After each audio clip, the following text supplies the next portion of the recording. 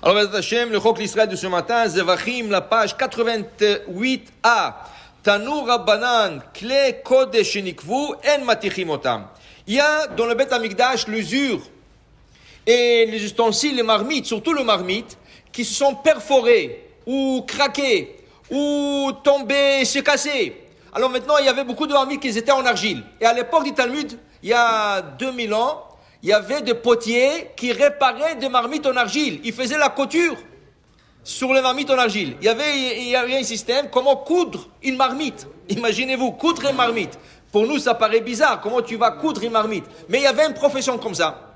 Et quand la marmite s'est trouée, il y avait des gens qui coulaient du plan pour bloquer le trou.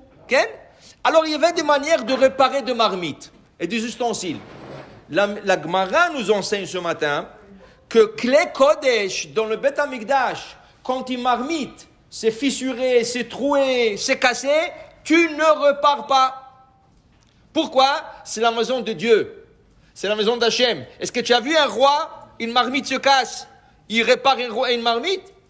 Il y a la richesse. Tu n'as pas le droit de faire ça. Tu n'as pas le droit. C'est pas... Non, tu n'as pas le droit. Tu dois te conduire avec royauté. Et la royauté, c'est d'acheter neuf. Tu n'utilises pas quelque chose qui est cassé. Okay? La même chose, la Gemara nous enseigne. Sakin shenifgam. Le couteau de la shrita, dit Rashi. Le couteau de la shrita, constamment, tu es en train de les aiguiser. Mais quand tu aiguises, tu es en train d'enlever le métal.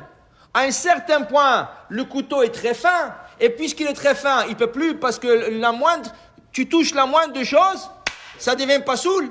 Okay? Et là, il y a un certain moment, c'est très difficile de réparer. Dit la Gemara, tu n'as pas le droit de garder ce couteau. Alors, qu'est-ce qu'on faisait? Dit la Gemara, Abba Shaul Omer, Abba Shaul nous enseigne, Sakin matrefet aita b'amikdash. Il y avait un couteau comme ça dans Beth Amikdash, le couteau était tellement fin que Nimnu alea Kohanim, le Kohanim, le conseil de Kohanim, le tribunal de Kohanim, ils sont assis pour voir, parce qu'il y a un tribunal de Kohanim dans Beth Amikdash pour faire des décisions, et ils ont décidé de le mettre de côté, Veganzua, et ils l'ont mis dans la Geniza. Pourquoi? Ce couteau a servi quelque chose de sacré.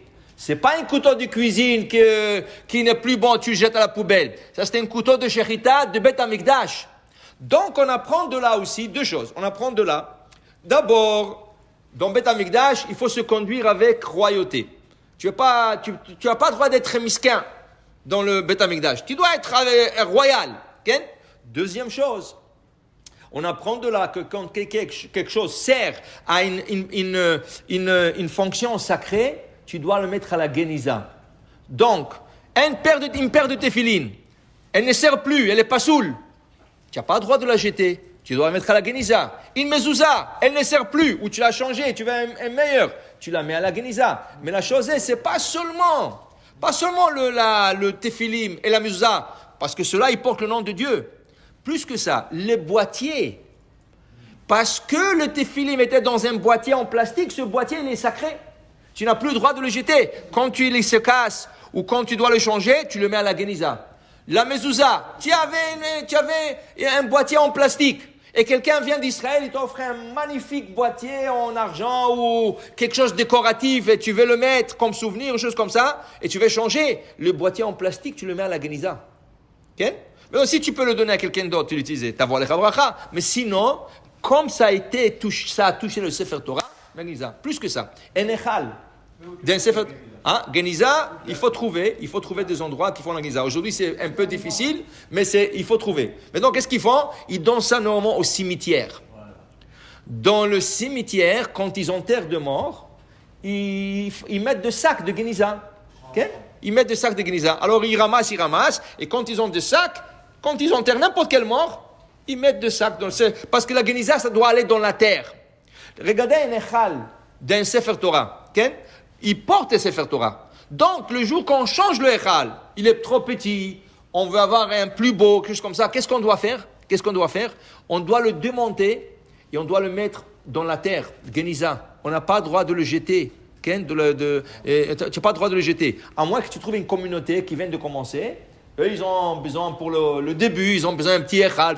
Tu leur donnes pour commencer avec. Mais le echal, il faut le complètement démonter, pièce par pièce, et tu le mets dans la terre. Tu le mets dans la Geniza parce qu'il a servi quelque chose qui est sacré. Plus que ça, dit la Gemara. La Gemara dit les habits des Kohanim. Les habits des Kohanim, tu ne laves pas. Ça veut dire que tu ne laves pas. Le Kohen, il égorge. Il y a du sang qui tombe. S'il y a du sang qui lui est tombé, il fait attention. Mais s'il y a du sang qui lui est tombé sur la tunique, dit la Gemara comme ça. Ama barabaye.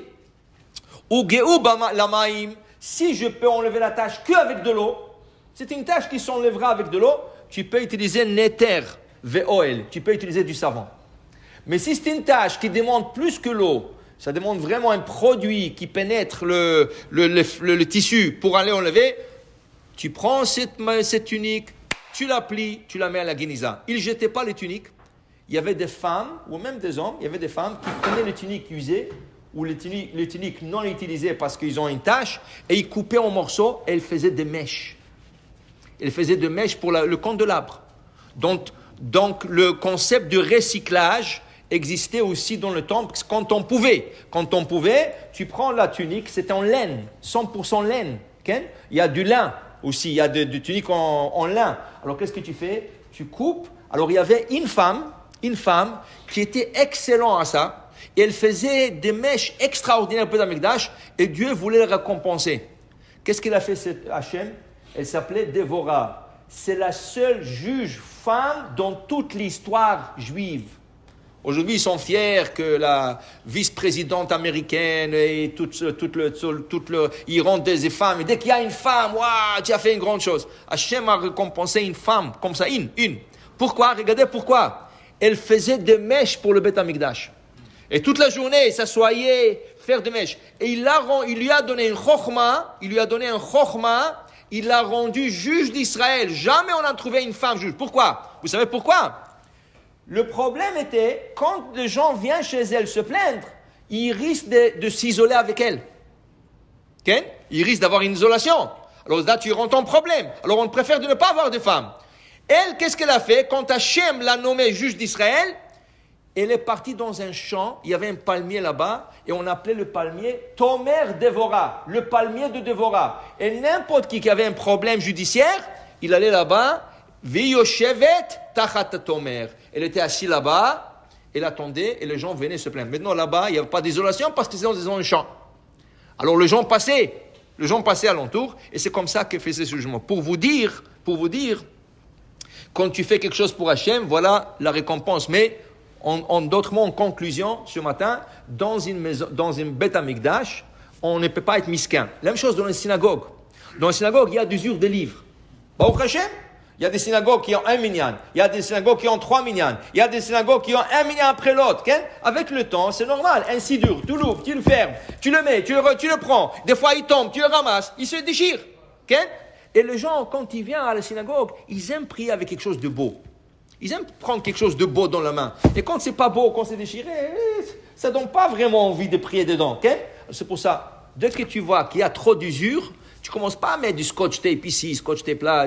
Tu essaies au début. Mais quand ça devient trop là, il faut prendre les livres, il faut prendre le Chumash, le Pentateuch, et il faut mettre à la Geniza. Ou leur donner dans une autre communauté, mais dans les synagogues, c'est la maison d'Hachem. C'est comme le Beth Amikdash, c'est mini-Mikdash. Donc, il faut se conduire avec royauté. Si la communauté a possibilité, il faut acheter un beau echal. Tout ce que tu achètes dans la synagogue, tu achètes du beau. Pourquoi? C'est la maison d'Hachem. Baruch Adonai le'olam. Amen ve'amen.